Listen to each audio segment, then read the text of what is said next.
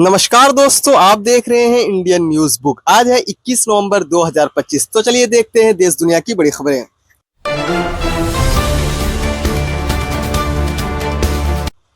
पहली खबर बिहार से हो दोस्तों। नीतीश कुमार 10वीं बार बने बिहार के मुख्यमंत्री। 20 नवंबर को नीतीश कुमार ने रिकॉर्ड 10वीं बार बिहार के मुख्यमंत्री पद की शपथ ली। उनके साथ बीजेपी के सम्राट चौधरी और विजय कुमार सिन्हा ने डिप्टी सीएम पद की शपथ ली।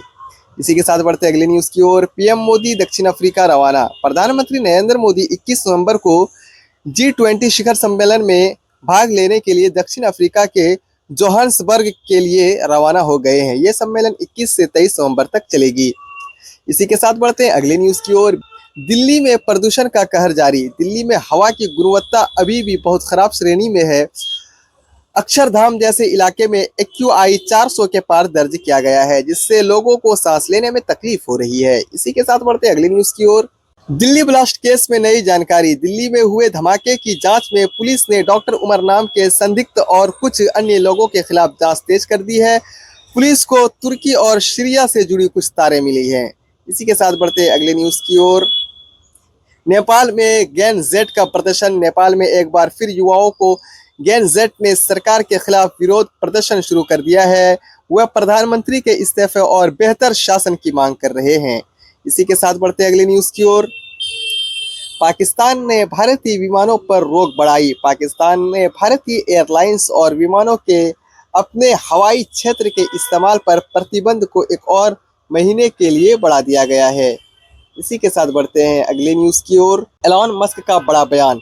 टेस्ला के CEO एलॉन मस्क ने कहा है कि आर्टिफिशियल इंटेलिजेंट और रोबोट्स भविष्य में पारंपरिक नौकरी की जगह ले सकते हैं और गरीबी मिटाने में मदद कर सकते हैं। इसी के साथ बढ़ते हैं अगली न्यूज की ओर। सुमन गिल पर सस्पेंस। गुवाहाटी में दक्षिण अफ्रीका के खिलाफ होने वाले दूसरे टेस्ट मैच के लिए सुमन गिल की चोट को लेकर खबरें आ रही है।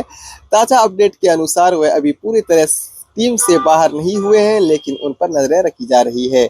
इसी के साथ बढ़ते अगली न्यूज की ओर।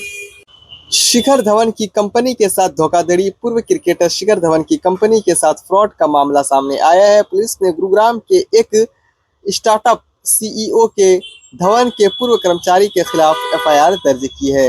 इसी के साथ बढ़ते अगली न्यूज की ओर। उत्तर भारत में ठंड की दस्त। उत्तर भारत के कई राज्यों में सुबह और शाम की ठंड बढ़ गई है। मौसम विभाग ने आने वाले दिनों में तापमान और गिरने का अनुमान लगाया है। इसी के साथ बढ़ते अगली न्यूज की ओर। दक्षिण भारत में बारिश का अलर्ट। तमिलनाडु और चेन्नई के कई इलाके में भारी बारिश हो रही है।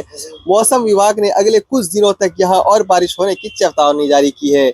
इसी के साथ बढ़ते अगली न्यूज की ओर। सेबी का नया लक्ष्य। शेयर बाजार नियामक सेबी ने अगले 3 से 4-5 सालों में देश में निवेशकों की संख्या को दोगुना करने का लक्ष्य रखा है। तो